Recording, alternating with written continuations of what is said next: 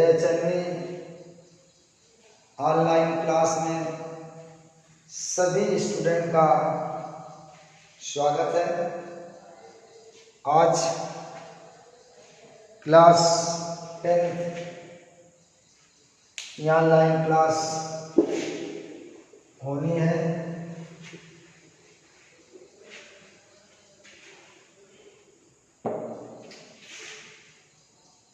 Class 10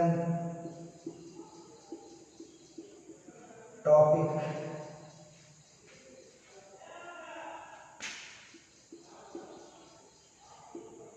periodic property,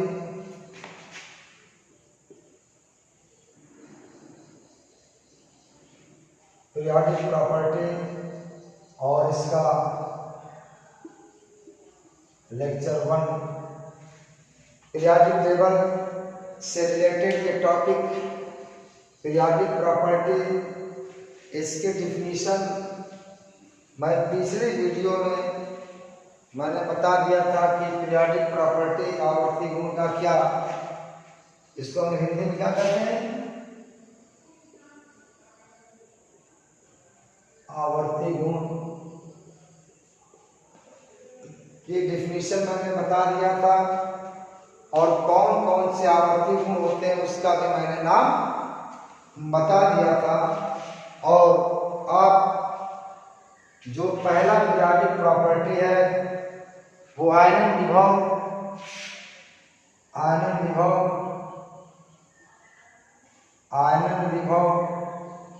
या इसी को आयनन ऊर्जा कहते हैं, अंग्रेजी में कहते हैं आयोनाइजेशन पोटेंशियल,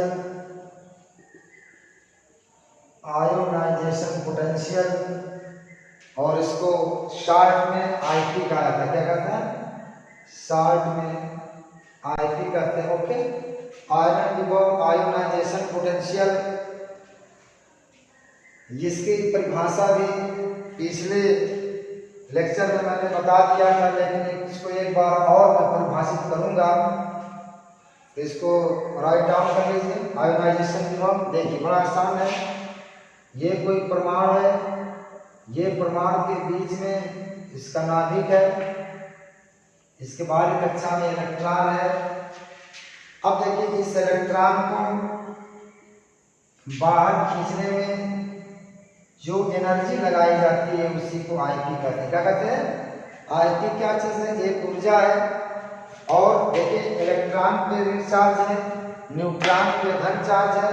अब इस इलेक्ट्रॉन को बाहर निकालना है, इस आकर्षण बल को आपको तोड़ना पड़ेगा। इस आकर्षण बल को तोड़ने के लिए बाहर से जो ऊर्जा आपको लगानी पड़ेगी उसी को आईपी या आयनन विभव कहते हैं। ओके, अब देखिए मैं इसकी डिफिनीशन बताता हूँ। लिखिए कि किसी भी विलगित परमाणु की बाहरी कक्षा से एक इलेक्ट्रॉन निकालने में जो ऊर्जा लगानी पड़ती है उसे आयनन विभव कहते हैं। क्या कहते हैं? किसी भी विलगित परमाणु की बाहरी कक्षा से एक इलेक्ट्रॉन निकालने में जितनी ऊर्जा लगानी पड़ती है उसे आयनन विभव या आयोनाइजेशन पोटेंशियल कहते हैं। इसको आप बना लीजिए, इसको बनाइए।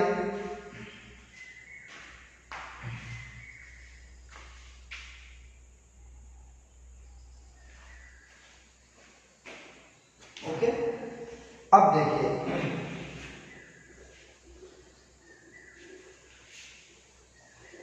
आयनन विभव के टाइप्स। प्रथम आयनन विभव क्या होता है? प्रथम आयनन विभव फर्स्ट IP1, IP2, IP3 इसी तरह से होगा।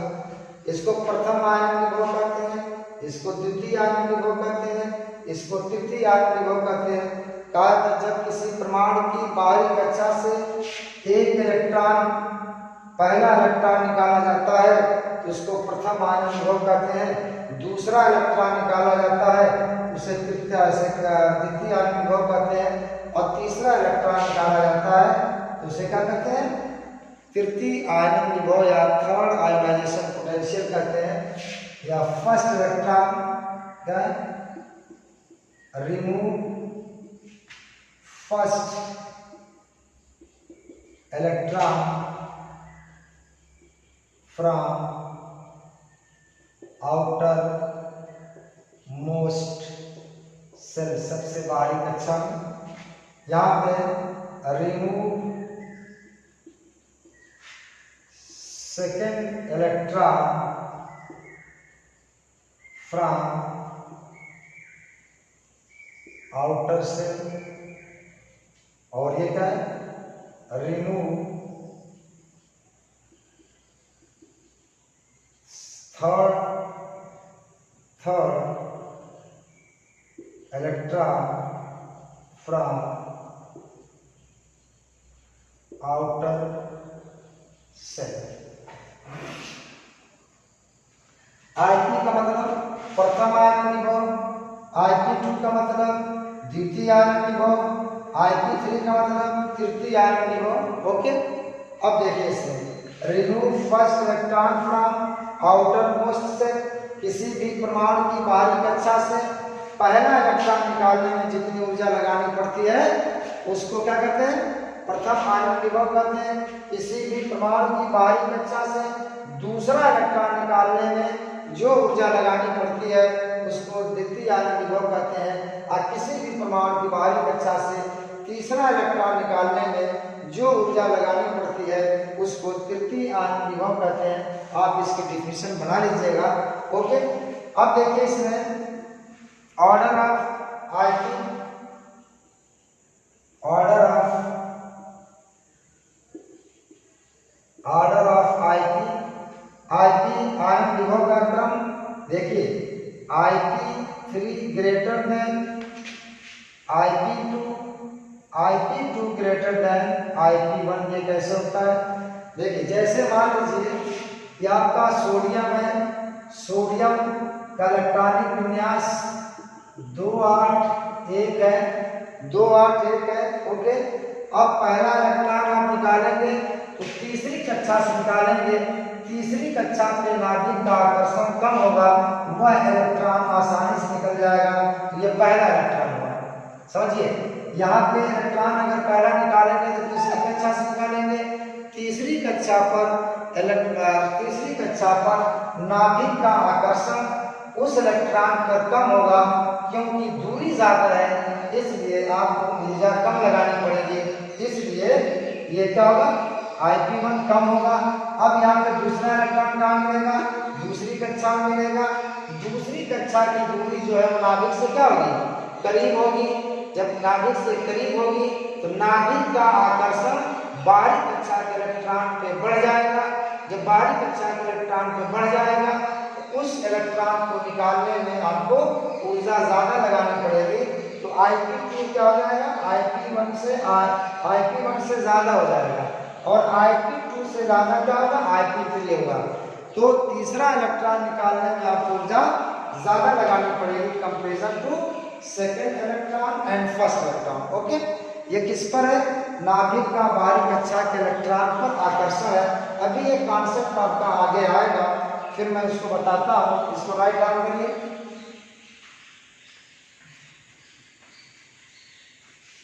इसको लिखिए आप।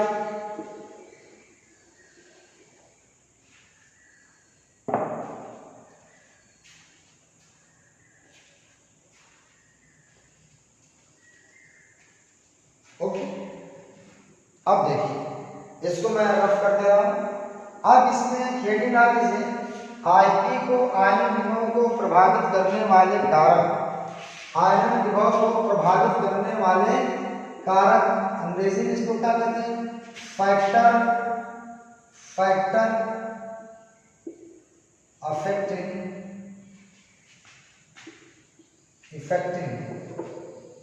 Affecting IP।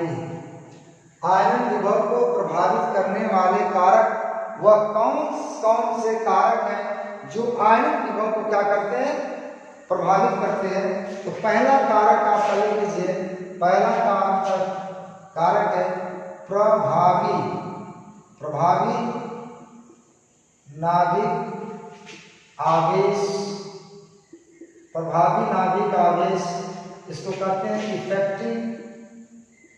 Effective nuclear charge. Effective nuclear charge, प्रभावी नाभिक आवेश क्या होता है? देखिए, ये जैसे मान लीजिए कि आपका परमाणु है, परमाणु के बीच में नाभिक है, नाभिक ये इलेक्ट्रॉन है, इसमें माइनस चार्ज है, इसमें प्लस चार्ज है। प्लस और माइनस में क्या होता है? आकर्षण होता है। तो कहा जाता है कि नाभिक का बाहरी कक्षा के इलेक्ट्रॉन पर जो आकर्षण होता है उसी को प्रभावी नाभिक आवेश कहते हैं। क्या कहते हैं? प्रभावी नाभिक आवेश कहते हैं।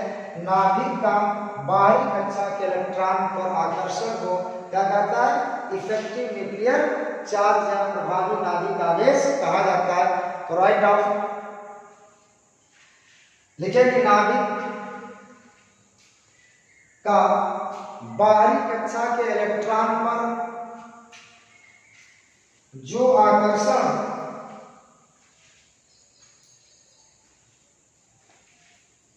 बल लगता है, जो आकर्षण बल लगता है उसे प्रभावी नाभिक आवेश कहते हैं।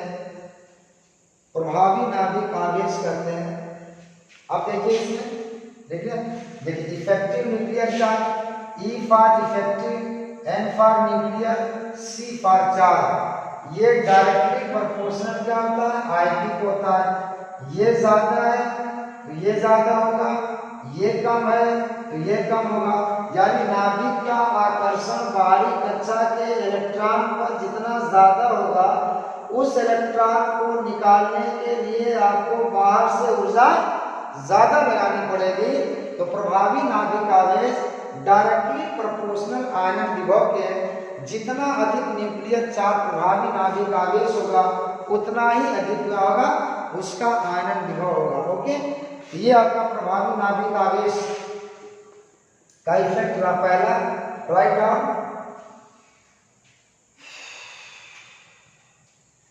लिख लिया। चलिए अब देखिए इसमें दूसरा फैक्टर क्या है? कक्षा का प्रभाव। दूसरा क्या है? कक्षा का प्रभाव।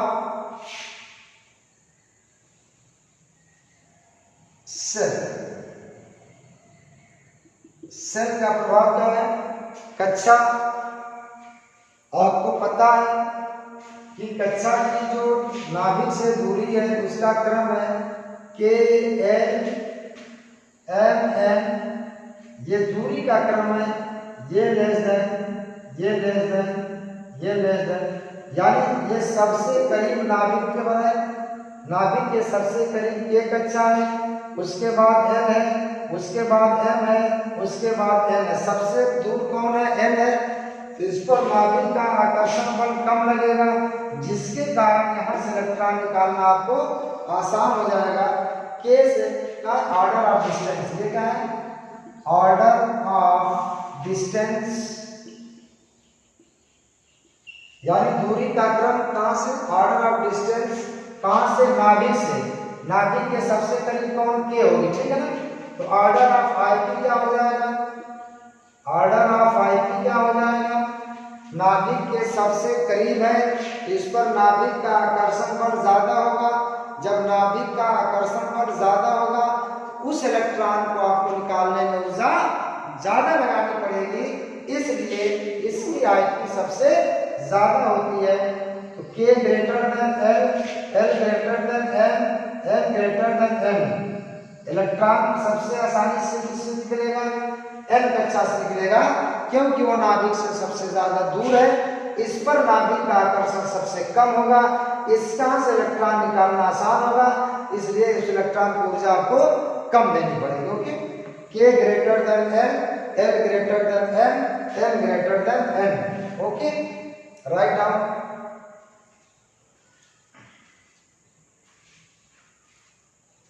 राइट डाउन ये आपका कक्षा का प्रभाव तीसरा, ये दूसरा हो गया। तीसरा देखिए सबसेल का प्रभाव, उपकोष का प्रभाव, सबसेल का प्रभाव, उपकोष का प्रभाव। सबसेल कितनी होती है? SPDF होती है, आपको पता है। SPDF ये 4 सबसेल है, उपकोष है। नाभिक के सबसे करीब S उपकोष होता है, सबसे दूर F उपकोष होता है। ये ऑर्डर ऑफ डिस्टेंस का होगा, ये लेस देन इससे, P लेस देन D और D लेस देन F, यानी F सबसे दूर हो गया, S सबसे करीब हो गया। तो ऑर्डर ऑफ IP क्या होगा भाई? जैसे इसमें का SPDF,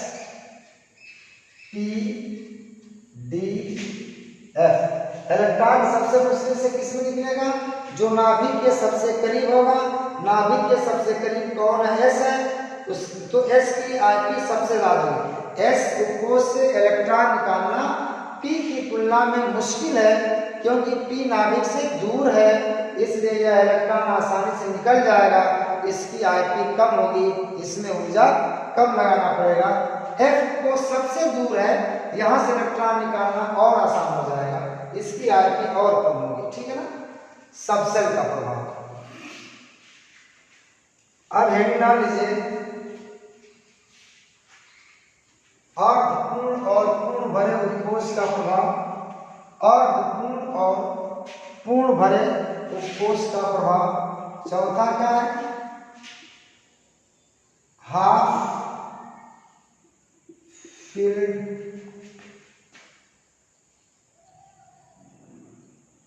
और फुल फिल्ड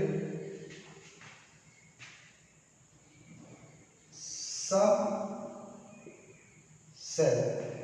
अर्धपूर्ण और पूर्ण भरे उपकोष का प्रभाव, यानी ऐसा उपकोष जो या तो आधा भरा हो या तो वो पूरा भरा हो। ऐसी उपकोष जो होती स्टेबल होती है, जब स्टेबल हो जाएंगी तो इलेक्ट्रॉन निकालना वहां से मुश्किल हो जाएगा। यानी अर्धपूर्ण या पूर्ण भरा उपकोष अस्थायी होता है, इसकी IP क्या होगी? यहाँ से इलेक्ट्रॉन निकालना कठिन होगा, इसलिए इनकी IP क्या होती? ज्यादा होती है। नीचे लिखिए स्टेटमेंट अर्धपूर्ण और पूर्ण भरा उपकोष। अर्धपूर्ण और पूर्ण भरा उपकोष, अर्धपूर्ण और पूर्ण भरा उपकोष अस्थायी होता है, जिसके कारण यहां से इलेक्ट्रॉन निकालना मुश्किल होता है, इसलिए यहां से इलेक्ट्रॉन निकालना मुश्किल होता है, इसलिए ऐसे उपकोष की IP अधिक होती है। ऐसे उपकोष की आयनन विभव, आयोनाइजेशन पोटेंशियल क्या होती है? अधिक होती है। ठीक है? अब देखिए ये आपका, ठीक है, ये आधा, ये P3 आधा भरा है, D5 आधा भरा है, F7 आधा भरा है। तो ये ठीक है ना? ये P की हाफ फिल्ड कंडीशन है। हाफ फिल्ड D की 5 है, 10 इलेक्ट्रॉन होता है, 5 रहेगा तो आधा हो जाएगा। F उपकोष में 14 इलेक्ट्रॉन होता है, 7 रहेगा तो आधा रहेगा। यह अस्थायी कब होगा? या तो आधा इलेक्ट्रॉन भरा हो या तो पूरा भरा हो, 3 हो या 6 हो, 10 हो या 5 हो, 14 हो या 7 हो। ठीक है ना? अब हेडिंग डाल लीजिए,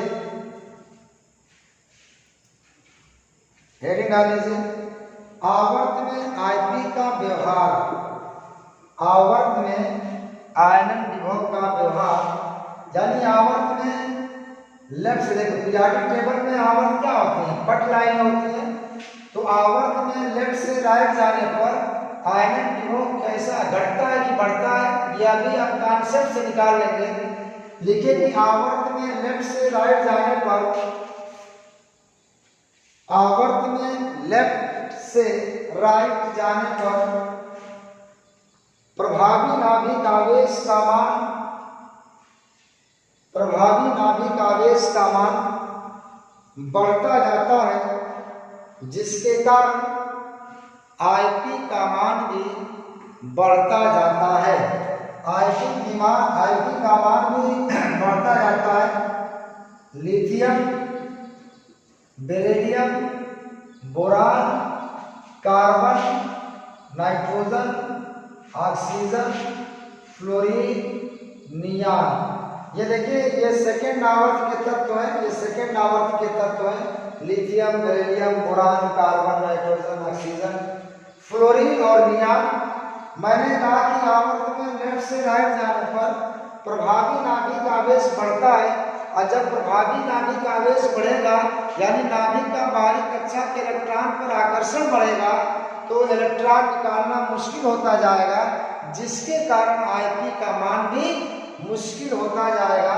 तो ये लेस देन इससे हो जाएगा, ठीक है, ये लेस देन इससे हो जाएगा, ये लेस देन इससे हो जाएगा, ये लेस देन इससे हो जाएगा, ये लेस देन इससे हो जाएगा, ये लेस देन इससे हो जाएगा, ठीक है। अब देखिए यहाँ पे अपवाद है, यहाँ पे अपवाद है। ये तो मैंने जो सिस्टम बताया, स्टेटमेंट बताया, उस सिस्टम के अनुसार ऐसा होगा। लेकिन देखिए बेरिलियम की आईपी जो होती है बोरान से ज्यादा होनी चाहिए, कम लेकिन ज्यादा है। नाइट्रोजन की आईपी ऑक्सीजन से कम होनी चाहिए लेकिन ज्यादा है। फ्लोरीन की आईपी नियान से कम होनी चाहिए लेकिन ज्यादा है। क्यों? ये देखिए एक्सेप्शन है, ये अपवाद है। तो एक्सेप्शन में लिखिए इसमें एक मसला बेरिलियम और बोरान का ना, बेरिलियम का इलेक्ट्रॉनिक विन्यास 1s2 कामा 2s2, यहाँ पर देखिए 1s2 कामा 2s2 कामा 2p1, ओके। बात का नाइट्रोजन और ऑक्सीजन की ध्यान रख लीजिए, 1s2 कामा 2s2 कामा 2p3। यहाँ किसका देखिए 1s2 कामा 2s2 कामा 2p4। यहाँ पर देखिए ये दोनों में बेरिलियम का बोरान से आईपी क्यों ज्यादा है? जो स्टेटमेंट मैंने बताया है उसमें बेरिलियम की आईपी बोरान से कम होनी चाहिए, लेकिन ये अपवाद है। कैसे? देखिए यहाँ पे इलेक्ट्रॉन अगर आप निकालोगे तो दूसरी कक्षा के s को से निकालोगे, यहाँ पर निकालोगे तो दूसरी कक्षा के p उपकोष से निकालोगे। अब बताइए एक ही कक्षा के दो कोष हैं s और p, इलेक्ट्रॉन किससे आसानी से निकलेगा? नाभिक के करीब कौन है? s उपकोष नाभिक के करीब है, इसलिए यहाँ से इलेक्ट्रॉन निकालना मुश्किल है, यहाँ से इलेक्ट्रॉन निकालना आसान है। इसलिए बेरिलियम की आईपी बोरान से क्या होती है? ज्यादा होती है। यहाँ पे लिखा जाएगा इफेक्ट ऑफ सेल, यानी कक्षा का प्रभाव वाला। ये जो मैंने बताया है, ये कक्षा के प्रभाव के कारण बेरिलियम की आईपी बोरान से ज्यादा होती है। अंडरस्टैंड? ओके, समझ गए बात को समझ गए? नहीं समझ गए? यहाँ पे इलेक्ट्रॉन दूसरी कक्षा के s को से निकाल ले, यहाँ पे इलेक्ट्रॉन दूसरी कक्षा के आगे इलेक्ट्रॉन का p में है, दूसरी कक्षा के p उपकोष से इलेक्ट्रॉन निकाल रहे हो, तो ये नाभिक, ये p उपकोष जो होता है s उपकोष से नाभिक से दूर स्थित है, यहाँ से इलेक्ट्रॉन निकालना आपका आसान हो जाएगा, इसलिए इनकी आईपी ज्यादा होगी। s उपकोष नाभिक के करीब है, इस पर प्रभावी नाभिक आवेश ज्यादा होगा। जब ज्यादा होगा तो यहाँ से इलेक्ट्रॉन निकालना आपको मुश्किल पड़ेगा, इसलिए इनकी आईपी क्या होती है? ज्यादा होती है। इधर आइए, इधर एक नाइट्रोजन और ऑक्सीजन है। नाइट्रोजन में अगर आप इलेक्ट्रॉन निकालोगे तो दूसरी कक्षा के p उपकोष से निकालोगे, यहाँ भी दूसरी कक्षा के p उपकोष से निकाल रहे हो, लेकिन यहाँ पर आप उस उपकोष p उपकोष से निकालोगे जिसमें 3 इलेक्ट्रॉन है, यहाँ पर उस p उपकोष से निकालोगे जहां पे 4 इलेक्ट्रॉन है। इसलिए क्या हो जाएगा,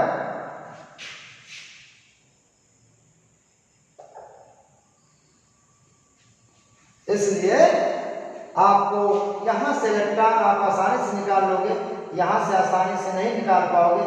क्योंकि क्या होगी, क्योंकि यहाँ पे p उपकोष आधा बना है और यहाँ पे p उपकोष न तो आधा है न तो पूरा है, यह अस्थायी उपकोष है।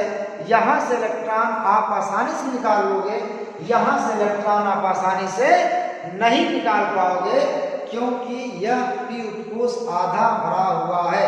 मैंने अभी इस आपको फैक्टर में बताया है कि वह उपकोष जो या तो पूरा भरा हो या तो आधा भरा हो, ऐसी कंडीशन में वो स्टेबल होता है, वहां से इलेक्ट्रॉन निकालना मुश्किल होगा।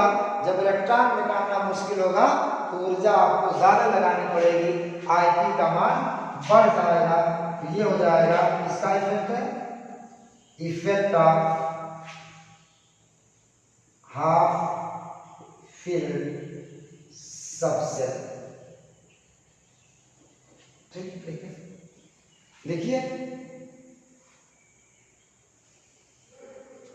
यहाँ पे नियान की बारी कक्षा में 8 इलेक्ट्रॉन बिल्कुल अस्थायी है, वहां से इलेक्ट्रॉन निकालना बहुत मुश्किल है, इसलिए उसकी Ip शून्य वर्ग के तत्वों की Ip सबसे ज्यादा होती है।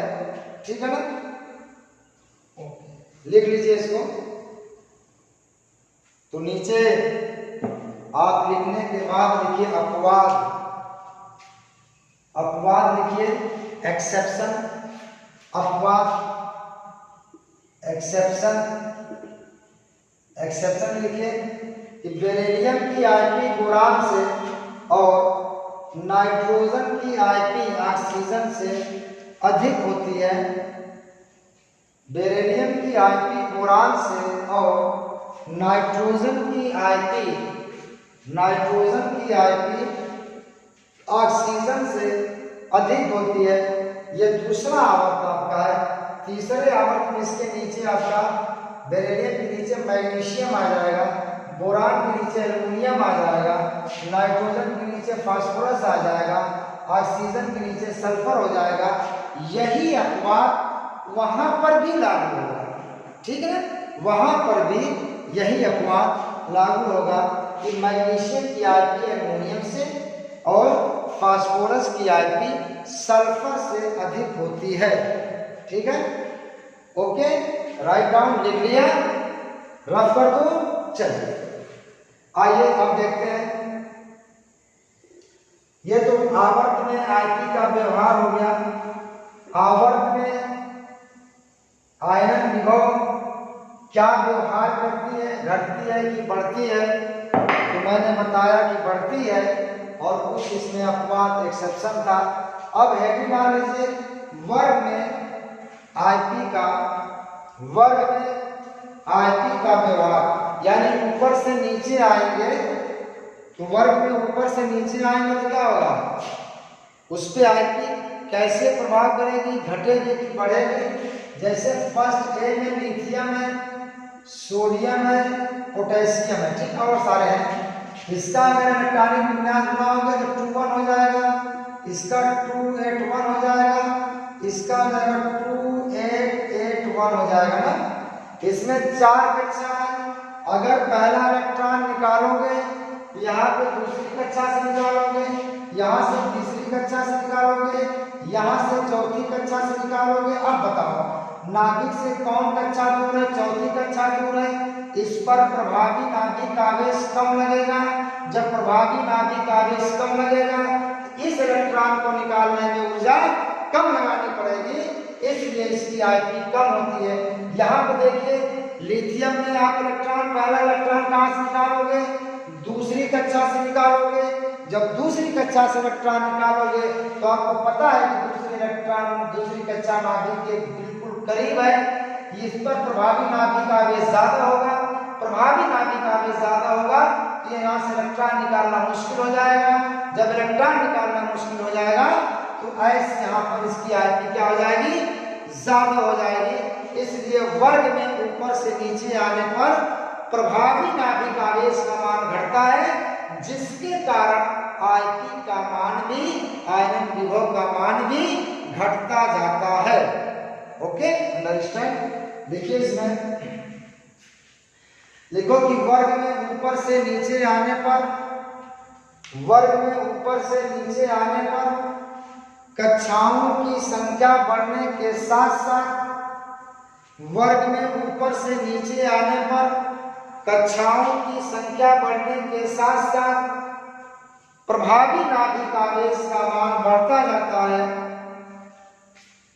कक्षाओं की संख्या बढ़ने के साथ साथ प्रभावी नाभिक आवेश का मान बढ़ता जाता है, जिसके कारण आयनन विभव का मान घटता जाता है। ओके, घटता जाता है।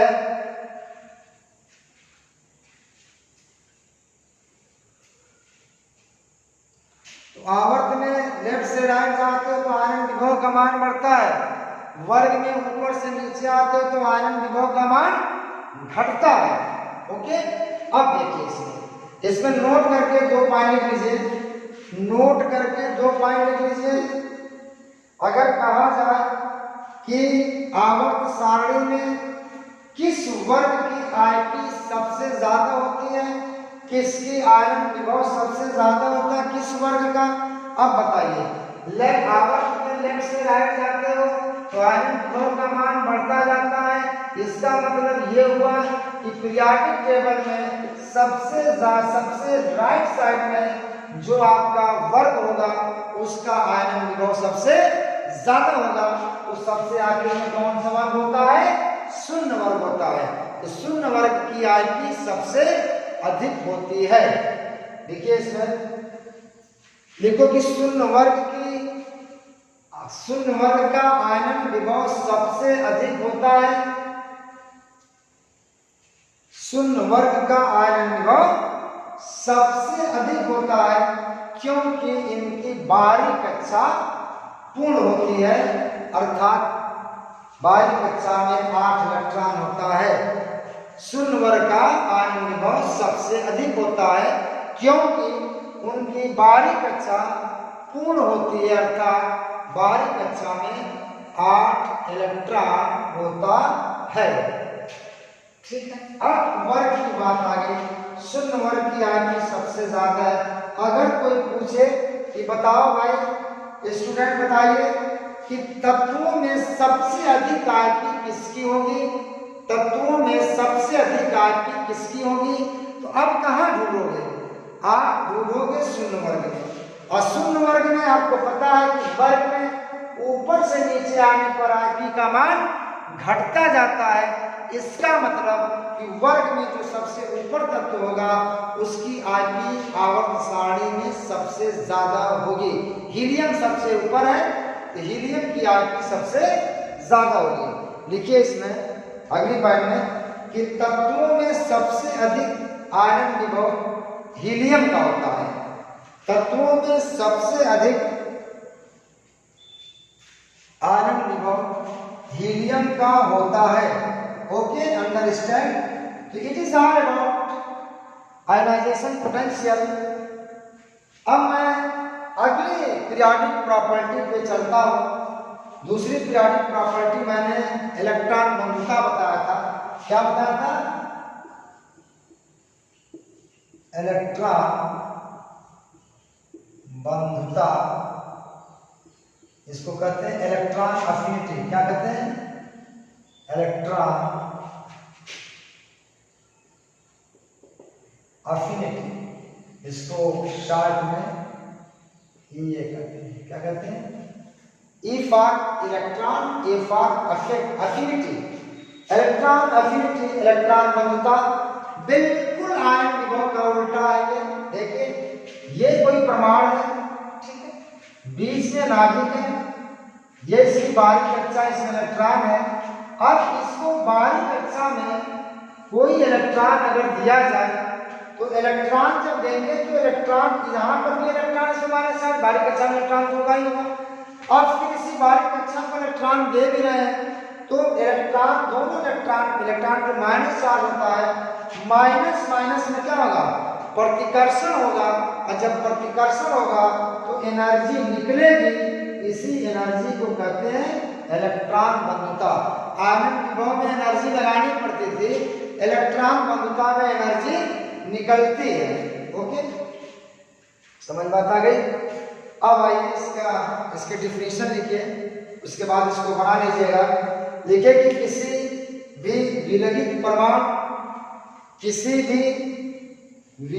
परमाणु की बाहरी कक्षा में एक इलेक्ट्रॉन देने पर, किसी भी विलगित परमाणु की बाहरी कक्षा में एक इलेक्ट्रॉन देने पर जितनी ऊर्जा उत्सर्जित होती है उसे इलेक्ट्रॉन बंधुता कहते हैं। जो ऊर्जा उत्सर्जित होती है, जितनी कम जगह जो कर लीजिएगा, जो ऊर्जा उत्सर्जित होती है उसे इलेक्ट्रॉन बंधुता कहते हैं। ओके, इसको बना लीजिए, लिखिए।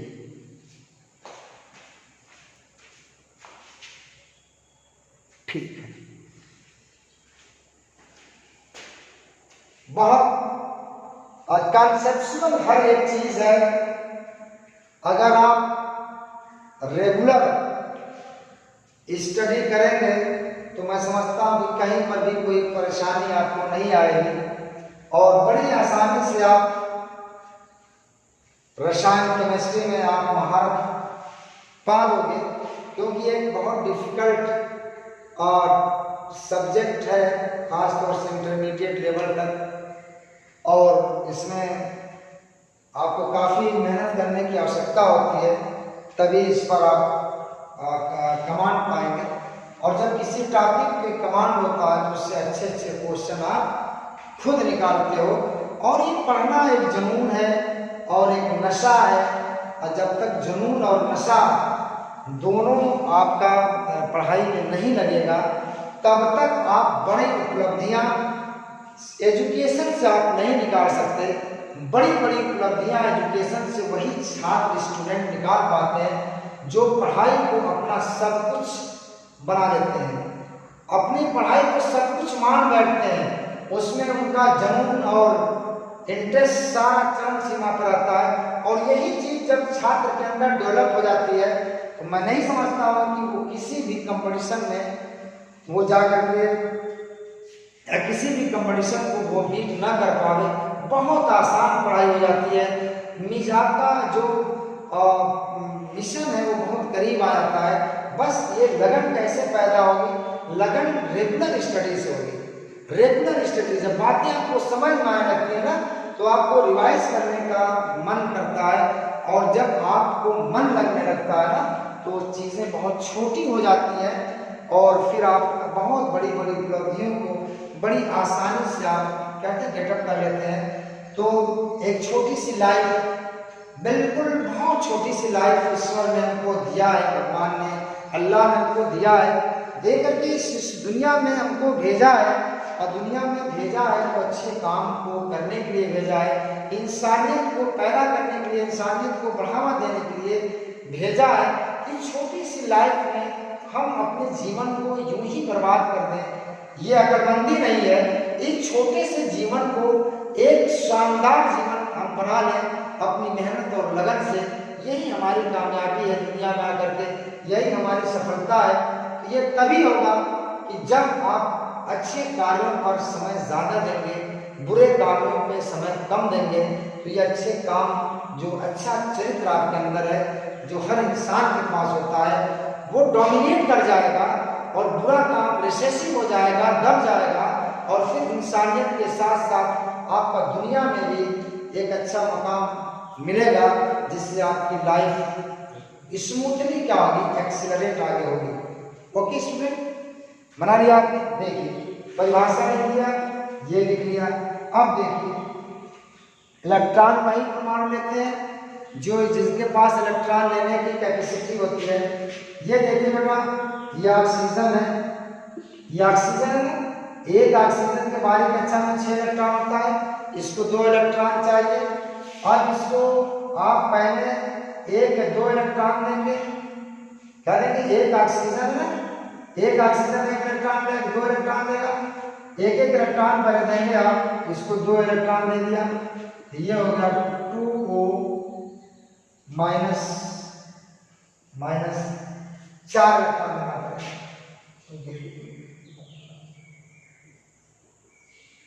2 इलेक्ट्रॉन आपने 1 इलेक्ट्रॉन दिया, 2 इलेक्ट्रॉन दिया, एक ऑक्सीजन को 1 इलेक्ट्रॉन, दूसरे ऑक्सीजन को दूसरा इलेक्ट्रॉन, ये आपका 2O माइनस प्लस 2 इलेक्ट्रॉन, आपने 1 इलेक्ट्रॉन और दे दिया तो 2 1 माइनस 4 और आ जाएगा, क्या आ जाएगा, 1 माइनस 4 और आ जाएगा। देखिए यहाँ पे 2 ऑक्सीजन था, 1 इलेक्ट्रॉन दिया, 1 इलेक्ट्रॉन दोगे तो 1 माइनस आ जाएगा, 2 ऑक्साइड आयन बन जाएगा। इस ऑक्साइड आयन को आपने 2 ऑक्साइड आयन को 1 इलेक्ट्रॉन आपने फिर दे दिया, तो ऐसे कर लो आप, ये देखिए, ये तो ये 2 माइनस हो गया। अब देखिए इसमें ऊर्जा निकलती है, ऊर्जा इधर निकलती है, EA1 कहेंगे और ये क्या हो जाएगा, EA2 कहेंगे, क्या कहेंगे, EA2। प्रथम इलेक्ट्रॉन बंधुता और द्वितीय इलेक्ट्रॉन बंधुता, ये एनर्जी निकल रही है, लेकिन प्लस साइन इंडिकेट कर रहा है, एनर्जी निकल रही है। और यहाँ पे देखिए एक कांच, यहाँ पे देख लीजिए,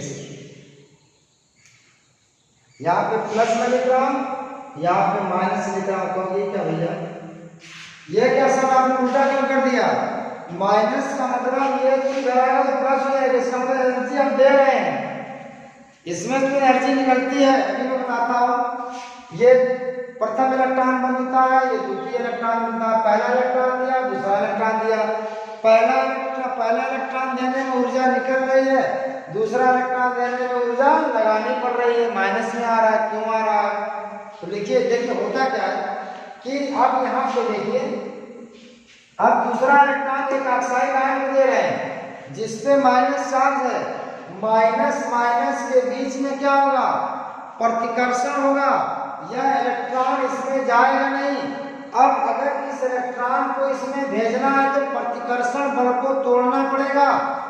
अब प्रतिकर्षण बल कैसे टूटेगा, बाहर से आपको ऊर्जा देने पड़ेगी, तो जो ऊर्जा आप दोगे इलेक्ट्रॉन फिर इसमें जाएगा, ऊर्जा निकालेगा, लेकिन यहाँ पर लगाई गई ऊर्जा का मान उत्सर्जित ऊर्जा के मान से कम होता है और ज्यादा होता है, इसलिए उसका मान, यानी इधर एनर्जी जो लगा है, रिजल्टेंट इधर की एनर्जी का मान इधर की एनर्जी से कम है, तो जब इसको इधर लेकर के जाएंगे तो माइनस शो करेगा, ठीक है ना, ठीक है, बात समझ आई।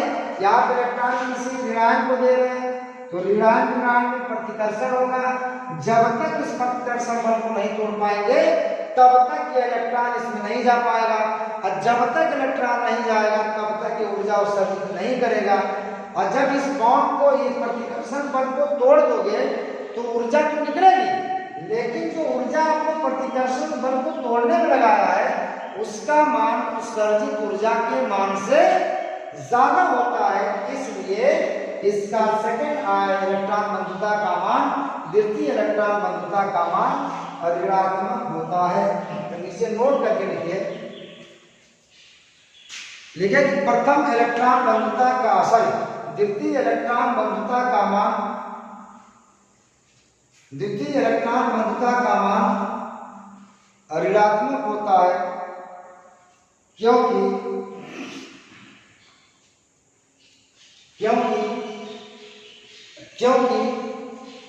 दूसरा इलेक्ट्रॉन हम आयन को देते हैं, आयन का मतलब चार्ज पे, ऋणायन को देते हैं, दूसरा इलेक्ट्रॉन ऋणायन को देते हैं जिसके कारण समान आयनों के मध्य, जिसके कारण समान आयनों के मध्य प्रतिकर्षण बल लगता है। समान आयनों के मध्य प्रतिकर्षण बल लगता है। क्या लगता है? प्रतिकर्षण बल लगता है। इस प्रतिकर्षण बल को तोड़ने के लिए, इस प्रतिकर्षण बल को तोड़ने के लिए लगाई गई ऊर्जा का मान उत्सर्जित ऊर्जा के मान से अधिक होता है। उत्सर्जित ऊर्जा के मान से अधिक होता है, इसलिए द्वितीय इलेक्ट्रॉन बंधुता का मान ऋणात्मक होता है। द्वितीय इलेक्ट्रॉन बंधुता का मान ऋणात्मक होता है। द्वितीय इलेक्ट्रॉन बंधुता का मान ऋणात्मक होता है। ओके,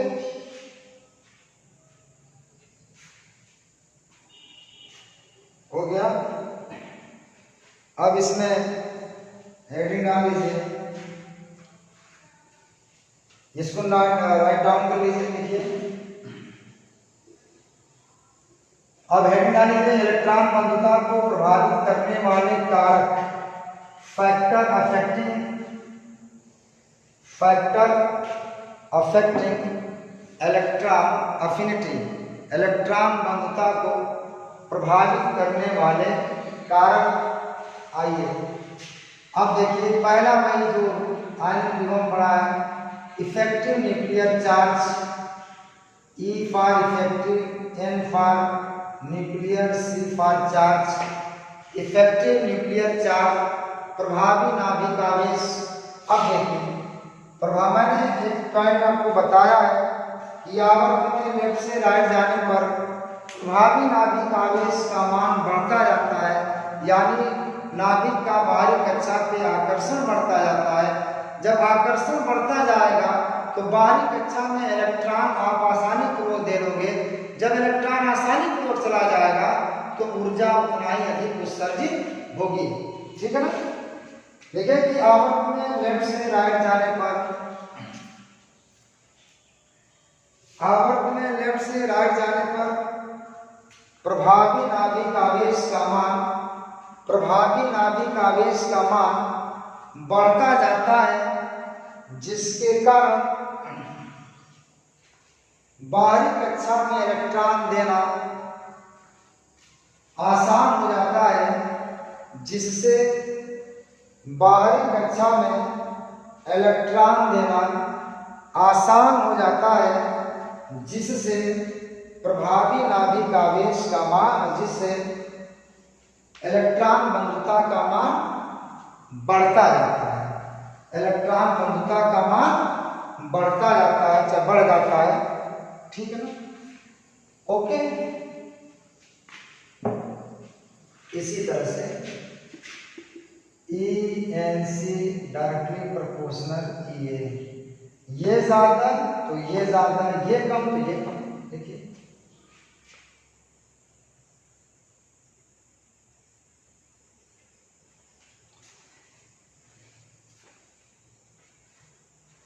ठीक। अब आइए दूसरा फैक्टर, उपकोष का प्रभाव, इफेक्ट ऑफ सेल। उपकोष का प्रभाव, इफेक्ट ऑफ सेल, क्या है इसका? देखिए, इफेक्ट ऑफ सेल, उपकोष का प्रभाव। इफेक्ट ऑफ सेल, उपकोष का क्या प्रभाव है? अब देखिए, order of distance, order of distance, दूरी का क्रम किसका?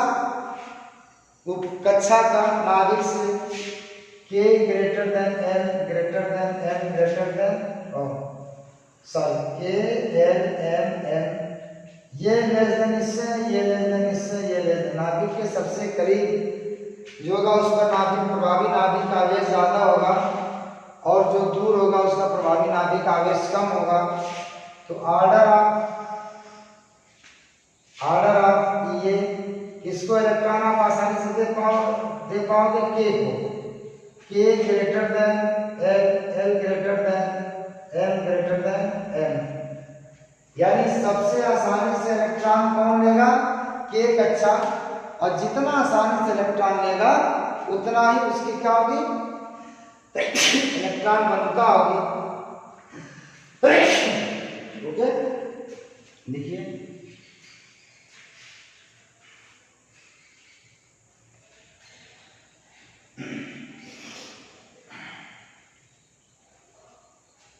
हो गया।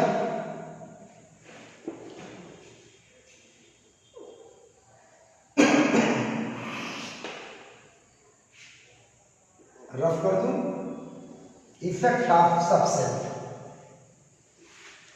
Effect of subshell, effect of subshell, तीसरा फैक्टर, सबसेल का इफेक्ट क्या है, कोष का प्रभाव कैसे प्रभावित करता है इलेक्ट्रॉन घनता को। Order of subshell, S P D F, S P D F, S सबसे करीब है, पी उससे दूर है, डी उससे दूर है, ये ऑर्डर ऑफ सबसेल है। तो अब बताइए ऑर्डर ऑफ इलेक्ट्रॉन एफिनिटी क्या होगा।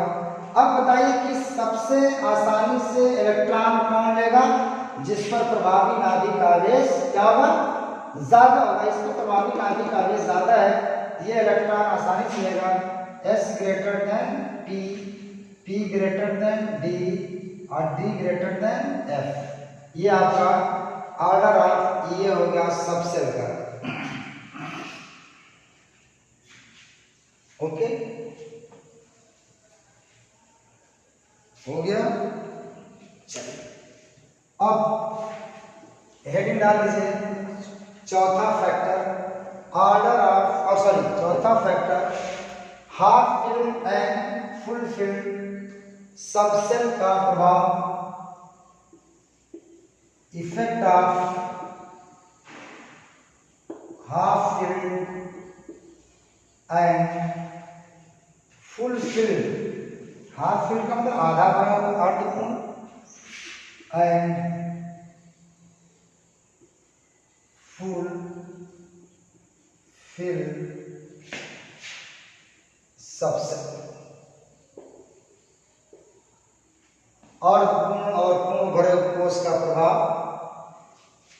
अब देखिए आधा उपकोष अगर भरा है या पूरा उपकोष भरा है, इन दोनों कंडीशन में वो स्टेबल होता है, उसको इलेक्ट्रॉन देना मुश्किल, इलेक्ट्रॉन लेगा नहीं, और जब इलेक्ट्रॉन लेगा नहीं तो ऊर्जा निकालेगा नहीं, और जब ऊर्जा निकालेगा नहीं तो उसकी आईपी क्या होगी, ऐसा इलेक्ट्रॉन घनता क्या होगी, कम होगी। लिखिए इसमें कि अर्धपूर्ण और पूर्ण भरे उपकोष, अर्धपूर्ण और पूर्ण भरे उपकोष, पूर्ण भरे उपकोष अस्थायी होते हैं, जिसके कारण यह आसानी पूर्वक इलेक्ट्रॉन ग्रहण नहीं कर पाते हैं, जिससे आसानी पूर्वक इलेक्ट्रॉन ग्रहण नहीं कर पाते हैं, जिससे इनकी इलेक्ट्रॉन घनता कम होती है, जिससे इनकी इलेक्ट्रॉन घनता कम होती है। तो ये मैंने फैक्टर अफेक्टिंग इलेक्ट्रॉन एफिनिटी मैंने बता दिया। अब आज क्या लाइन वीडियो में बस इतना ही, और आगे मैं इसका आगे प्रोसीड करूंगा, जो भी आर्टिकल इसमें आने हैं, आवर्त में और वर्ग में इलेक्ट्रॉन घनता का क्या व्यवहार है। तो बस आपसे गुजारिश है कि अपनी सर और अपने कॉलेज अगर मोहब्बत आपको है वीडियो को लाइक, सब्सक्राइब और कमेंट्स करना ना भूलें। बहुत बहुत धन्यवाद। Thank you.